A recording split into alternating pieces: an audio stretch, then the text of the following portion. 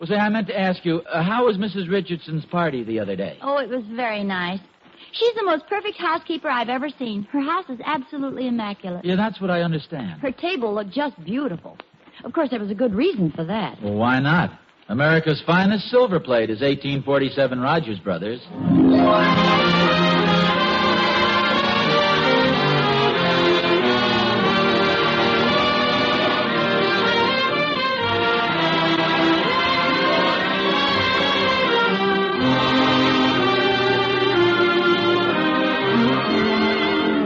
America's finest silver plate is 1847 Rogers Brothers.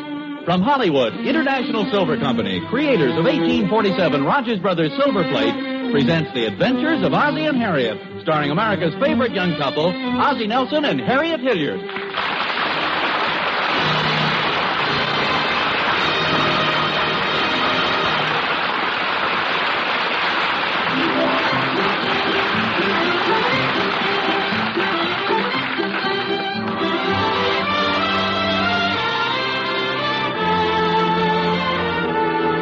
There's something strange going on in the living room of the Nelsons at 1847 Rogers Road.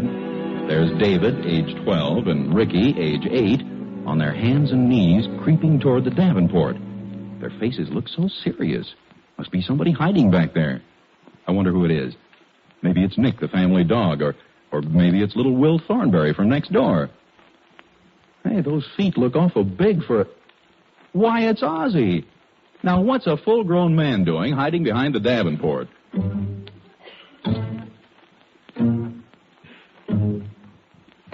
We got you! Okay, fellas, okay, you caught me. I surrender. Gee, Pop, you aren't playing right. We're supposed to be the cowboys, and you're a bad Indian. Well, I'm doing the best I can. You're supposed to show a little fight. Well, I've been saying bang, bang, but you guys won't fall down. You've been missing us. According to the laws of Fort Nelson, you're entitled to a trial. I vote we shoot him. I vote we shoot him, too. It was hardly worth getting the judge out of bed for.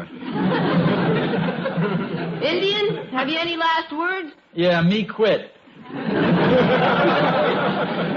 You can't quit, Pa. David, this is the third time you've captured me, and it's the third time I've been sentenced to be shot, and I quit. Don't quit now, Pop. Let us capture you once more, like the first time when we tied you up. Well, okay, just once more, though. We Indians have other things to do. This afternoon I have to pose for a new nickel. You get the last two, Ricky. I'll hide here behind this cactus bush. Which cactus bush? This one here, with the yellow lampshade on it. You know, this time I think I'll surprise you guys and show a little fight. I think it's about time the Indian tied up two rather short cowboys. That's what I've been saying, Pop. You've been making it too easy. You get him from that side, Ricky. I'll get him from this side. Grab his feet, David. Throw the lasso. No, you don't. Get the rope. A little different this time, isn't it? How do you like this? You sure are strong, Pop. You can really fight when you want to. Thanks, boys. Now untie me and let me up.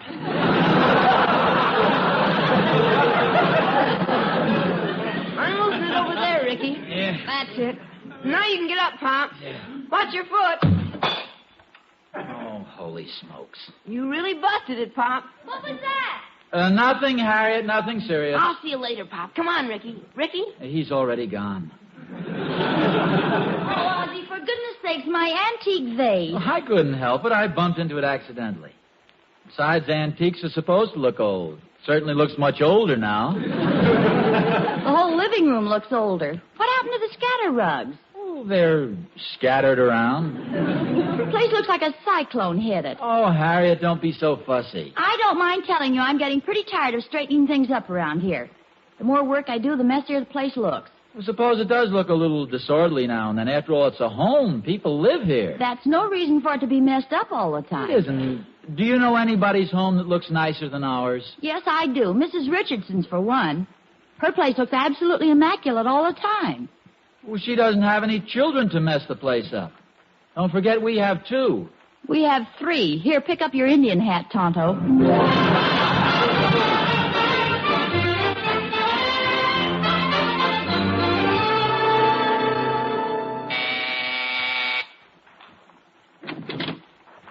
Hello, Mrs. Nelson. Oh, Mr. Richardson, come in. Thank you. I hope you'll excuse the appearance of this living room. The boys have just finished a game of cowboys and Indians. Oh, forget it. As a matter of fact, it... Oh, Mr. Richardson. Oh, I'm terribly sorry. Oh, I don't know who could have put that footstool there. Let me help you up. I hope you didn't hurt yourself. Oh, not at all, not at all. Please think nothing of it, Mrs. Nelson. It's been a long time since I've tripped over a footstool. Have a chair, won't you? Yeah, thank you, but I really can't stay. I just stopped by with this issue of Good Housekeeping. Mrs. Richardson said there was an article in it you wanted to read. Oh, thanks very much, but I could have picked it up. No, it was right on the way. I have to go to the store and get Mrs. Richardson some scouring powder. I have a can of it she can have. We buy it by the case. Your wife is such a wonderful housekeeper. I do envy her so. Your house always looks so immaculate. Yes, it does, doesn't it? What a pleasure it must be to live in a house like that. Yes, Mrs. Richardson enjoys it very much.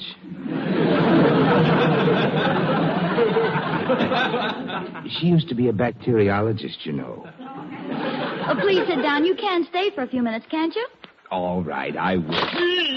Oh, my goodness.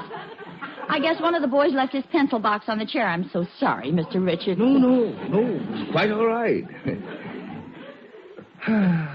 Been a long time since I've sat on a pencil box. I wish I'd known you were stopping by. I could have at least given the house a quick going over. Oh, really, Mrs. Nelson? It looks wonderful, very comfortable.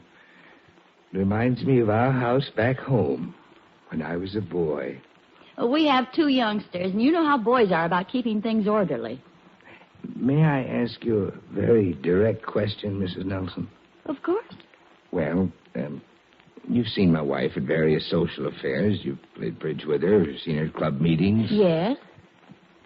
How does she look without a dust cap?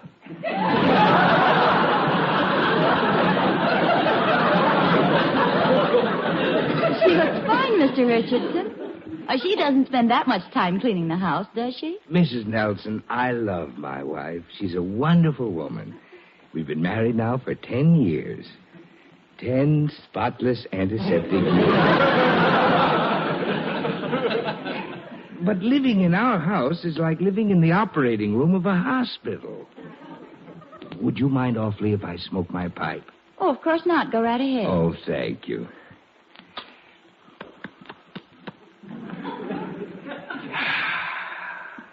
Oh, you're very kind.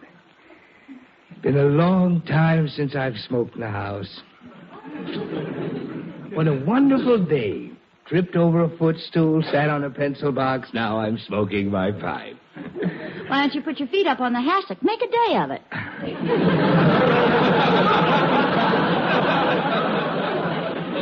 Thank you.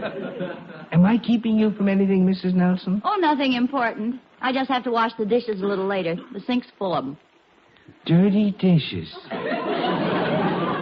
Could I see them?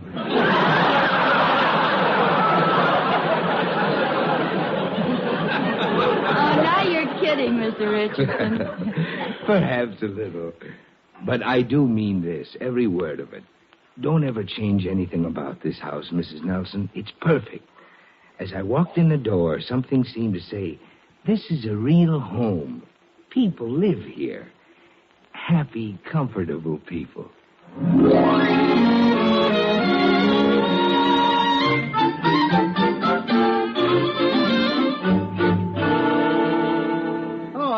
Oh, hi, Thorny. Oz, you're just the man I've been waiting for. I have a present for you. Present for me? Yes, sir. I've been cleaning up the yard, and I came across an old boiler.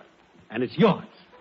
Oh, well, thank you, Thorny, but I really have no use for an old boiler. Neither have I. Oh, you'll like it, Oz. It's rusty. Makes the water nice and red. Gives you a ruddy complexion. I hate to seem unappreciative, Thorny, but I really don't want it. Well, it's a present. You can't give it back. I haven't accepted it. You have so. I carried it over and leaned it against your garage. You haven't said thank you, Oz, but I know it's in your heart. And you're welcome. I bet I can guess what happened at your house. Catherine pushed you outside to clean up the yard. What a ridiculous idea. The same thing at our house. Harriet's on a cleanup campaign, too. She just practically drove me out of the house, gave me a big lecture about keeping things neat and Well, tight. as a matter of fact, I think she's right. You're kidding. No, I'm not, Oz. I really mean it. Just think of all the things a woman has to do around the house. She does the cleaning, the cooking, the shopping, taking care of the kids, and the sewing, the mending, the laundry. The least we men can do is cooperate. Try to make her job a little easier. Yeah, maybe you're right, Thorny. Well, of course I am. Matter of fact, until you started talking about it, I never realized what a wonderful job Catherine does around our house. Work, work, work, all day long, 7 days a week. Standing over a hot stove all day, cooking meals, mending clothes, getting me off to work on time, keeping the place tidy. You know something, Oz? I'm going in the house and tell Catherine to stop this grind and get out for a little fun. I'll see you later. Oh. What's the matter, Thorny? I just remembered Catherine's not home. She's out playing bridge someplace.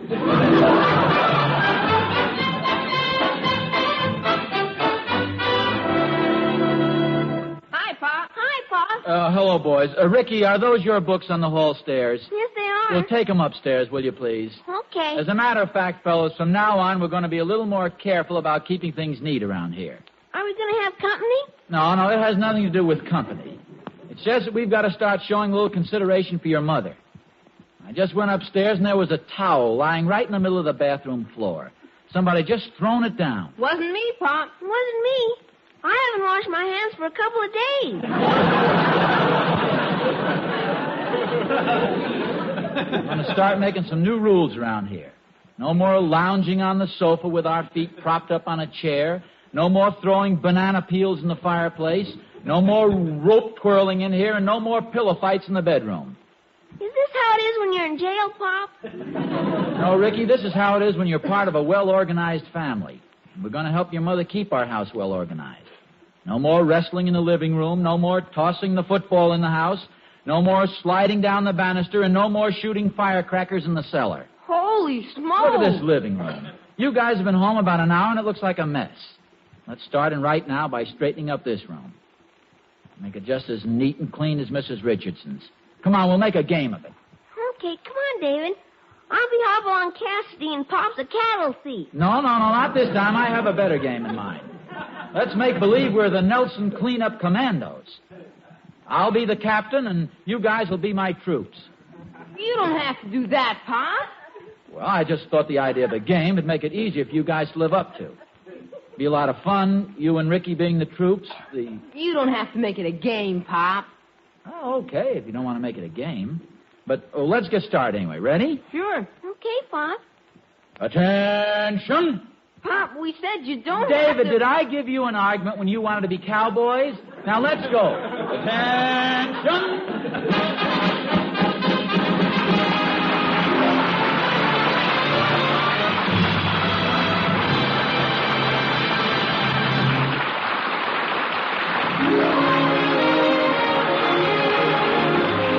Gosh, I sure hate to see the Nelson house get like the one poor Mr. Richardson lives in. But if that's the way Harriet wants it, that's the way it'll have to be. It's the woman who makes the rules, you know. It's been that way for years. And it's still the thing to do. Just the way it's still the thing for a guy and his girl to go for a stroll on Sunday afternoon. And it's still the thing, when that young couple are married, to own 1847 Rogers Brothers, the finest silver plate in America. Yes, now, as over a century ago, 1847 Rogers Brothers is the right choice for silver plate whose beauty and workmanship is unexcelled. Now, as then, that famous year mark 1847 stands for the very best. Nowhere else will you find the same lovely features, the superior imagination of the pattern designs, the exquisite detail, the extra luster and weight of each piece. Only 1847 is so much like solid silver. So, see it tomorrow, won't you? For remember, it's still the thing, as it was over a century ago, to choose 1847 Rogers Brothers, the finest silver plate in America.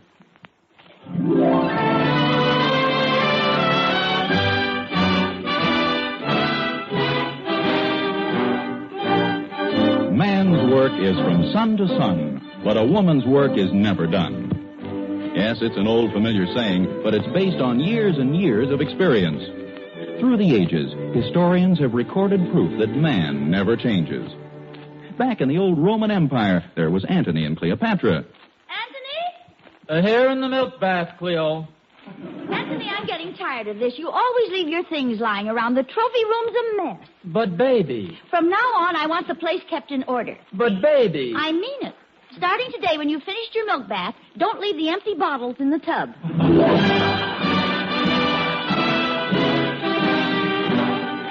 Even before Antony and Cleopatra, back in the days of the caveman, woman was faced with the same problem. Neanderthal? Neanderthal! Here in the dinosaur room, Una.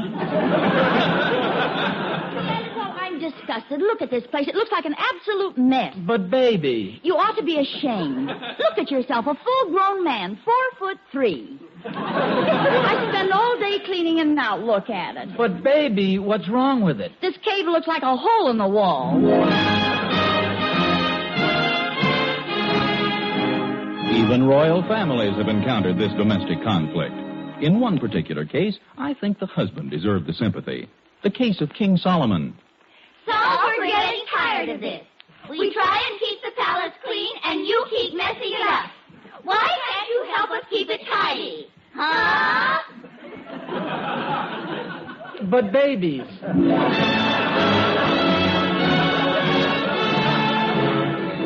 Today, at 1847 Rogers Road, 3 sturdy souls have set forth to rectify this injustice. Now, with contented smiles and aching backs, they carefully seat themselves in the living room, which they've put in order. Not a spot, not a smudge, not a thing out of place. Yes, it's a pretty self-satisfied Ozzie, David, and Ricky that greet Harriet as she enters. Oh, well, hello.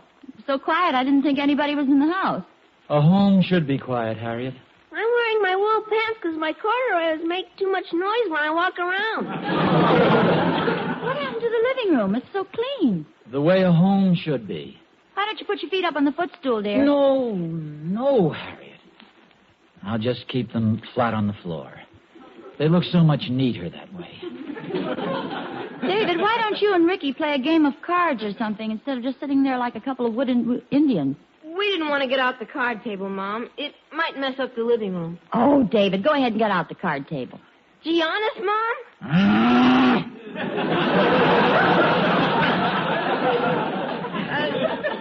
No, thanks. I guess we'll just sit here like a couple of wooden Indians. I can't get over this house looking so neat and clean. Well, we've done a pretty good job, don't you think? I ran the vacuum. I dusted. And I washed the windows. Look at that one, not a speck on it. So clean it doesn't even look like it's there. It isn't, Pop. I left it open.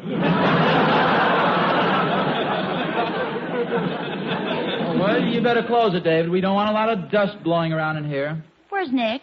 Outside in the yard where a dog is supposed to be, Harriet. We don't want him getting hair all over the rug and the furniture. A little hair on the rug doesn't hurt anything. I haven't been that fussy. The dog stays outside. He sheds a hair here. He sheds a hair there. He sheds a hair somewhere else. Pretty soon, what have you got? A bald dog. Yes, and a rug that has to go to the veterinarians to be clipped. The dog stays outside. May we be excused? We have some homework to do. All right, boys, but walk very carefully. I'll get it. Would you please, Harriet? I'm going out to the garage and smoke my pipe a while. Hello? Hello, Harriet. It's Mother. Hello, Mother. Something the matter, dear? You sound a little strange. I don't wonder. There's strange things going on around here. Really? Something I should know about? Oh, no, Mother, nothing important. In fact, it's a pleasure for a change. Well, I hate to say this, Harriet, but you aren't making very much sense. Well, I'm not trying to be mysterious. It's just that the whole thing is a little difficult to explain. Ozzie and I have been playing sort of a little game. Oh, that's nice. Especially so near Valentine's Day. Shall I call back later, dear? Oh, no, he's out in the garage now. Hiding? No, Mother, no, we're not playing actual games. It's just that Ozzie's trying to teach me a lesson, and I won't give him a tumble. Oh, well, be careful, dear. Mary Henderson threw out her sacroiliac, and she was only playing charades. This is a different kind of a game. I gave Ozzie a little lecture about messing up the house, so now he and the boys have started a cleanup campaign. Oh, Well, yes, but they're carrying it to ridiculous extremes. I think the idea is for me to beg them to get back to normal. Well, then why don't you do it, dear? Make them happy. No, I think I'll use a different approach. You know the old saying, there's more than one way to rope a steer. Well, you do what you like, dear. You know I don't like to interfere. I'll forget the whole thing. I won't even call to see how things work out. All right, Mother. But you be sure and call me. Okay, Mother, goodbye.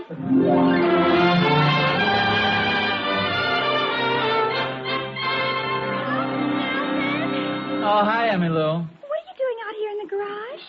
Mrs. Nelson's trying to keep the house clean, and I get ashes on the carpet. So. Daddy says it keeps the moths away. Well, maybe so, but the smoke curls up through the curtains, and I kind of like to lean back on the couch, and that crumples up the pillows. But my goodness, Mr. Nelson, the man has a right to be comfortable in his own home. Well, after all, this garage is part of our home, and you'd be surprised. It's not too uncomfortable lying here on the concrete.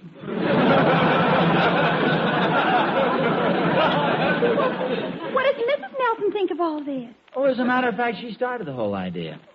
Frankly, Emmy Lou, she was getting pretty darn sick and tired of cleaning up the house, only to have us come along and mess it all up, she said. Do you want my opinion, Mr. Nelson? I think this whole thing is a dangerous threat to your home and happiness.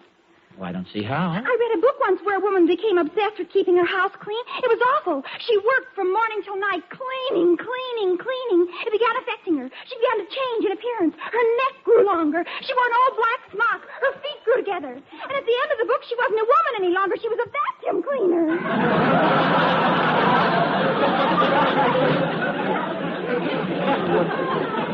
What a terrifying story.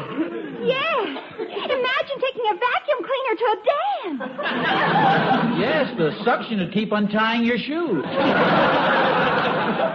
You've got to save her, Mr. Nelson. Go in there, take a stand, mess up the house. Maybe you're right. Show her you're not a mouse. Take the bull by the horns. Show her you're a lion, not a lamb. You've been the goat long enough. No wonder the house is a mess. All those animals in there.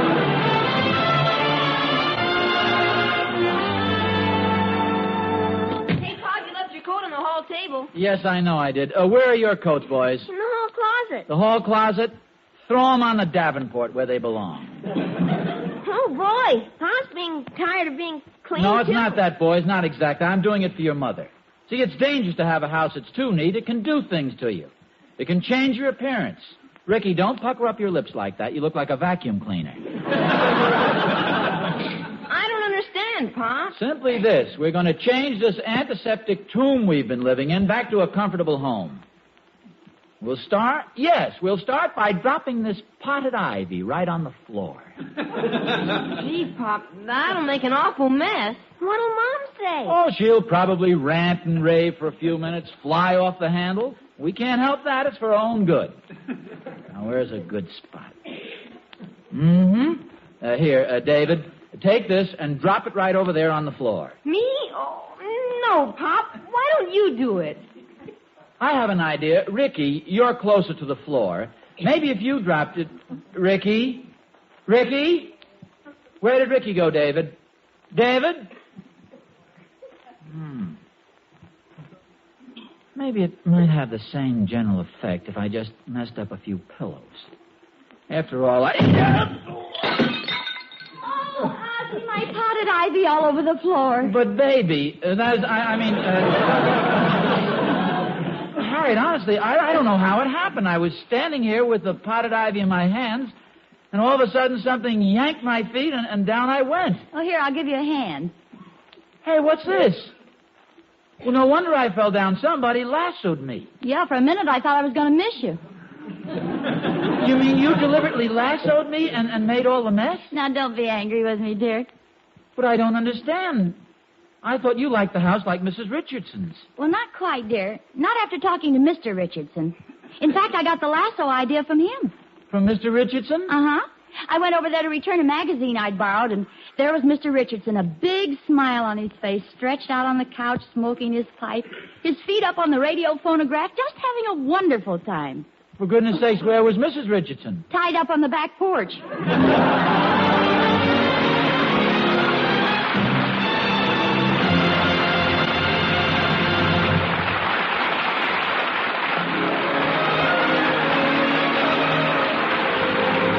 and Harriet will be back in just a moment. Well, now, that's the way things ought to be. Natural, livable.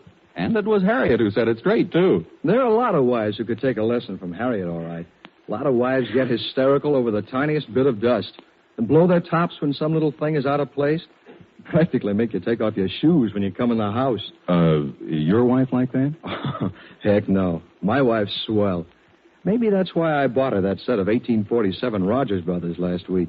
And you know, Mr. Smith, you're absolutely right about that 1847 silverware. It's really great, isn't it? Really beautiful workmanship. Well, where else but in 1847 Rogers Brothers could you find those gem-like open-work knife handles, for example? Or the extraordinary height and depth of the beautiful ornamentation? And then there are the striking patterns themselves. Each one, you know, adoration, eternally yours, first love, and remembrance, is designed to suit an individual taste and preference. I was pretty impressed with the price of 1847 Rogers Brothers, too. Hasn't gone up a cent since 1945. Oh, that's a wonderful thing, all right. And gosh, I bet you're getting lots of attention since you gave your wife that set. As a matter of fact, Mr. Smith, she's been so busy showing it to everybody on Rogers Road that I've hardly seen her. Wish she'd settle down. The house is beginning to look all upset. Well, you got to expect that kind of reaction, you know. After all, 1847 Rogers Brothers is the finest silver plate in America. Oh, and by the way, there's an interesting story and color pictures of the Nelson family in the March issue of Movie Stars Parade magazine.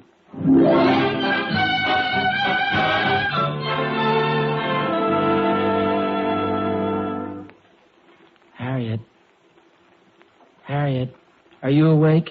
Just about. What's the matter? Something's been preying on my mind for hours. Where did you learn to use a lasso? Go to sleep.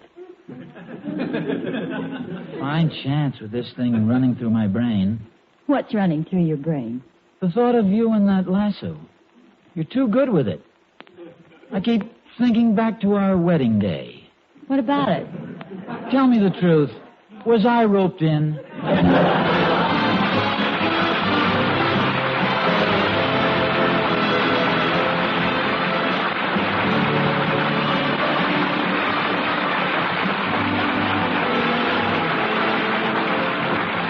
Tune in again next week to another adventure of Ozzie and Harriet, starring Ozzie Nelson and Harriet Hilliard. And remember, America's finest silver plate is 1847 Rogers Brothers. Yes, Harriet, America's finest silver plate is 1847 Rogers Brothers. Appearing in support of Ozzie and Harriet were John Brown, Tommy Bernard, Henry Blair, Janet Waldo, Lorene Tuttle, and Marvin Miller. Original music was composed and conducted by Billy May. This program originates in the Hollywood studios of the National Broadcasting Company and is also broadcast over the Trans-Canada Network of the Canadian Broadcasting Corporation. This adventure of Ozzie and Harriet will be transmitted to our men and women overseas by shortwave and through the worldwide facilities of the Armed Forces Radio Service. How much will $10 buy today? Well, for one thing, a 22.5-pound care food package for any individual or group in 11 countries in Europe and in Japan, Korea, and Okinawa. It will feed a starving baby for the first 3 months of his life. It will buy enough all-wool material to make a full suit for an adult man. It will buy 2 all-wool blankets to keep the cold of winter and despair from a shivering heart. $10 buys a lot. So send your check today to CARE, New York City, New York. In Canada, address CARE at 193 Spark Street, Ottawa. This is Vern Smith speaking.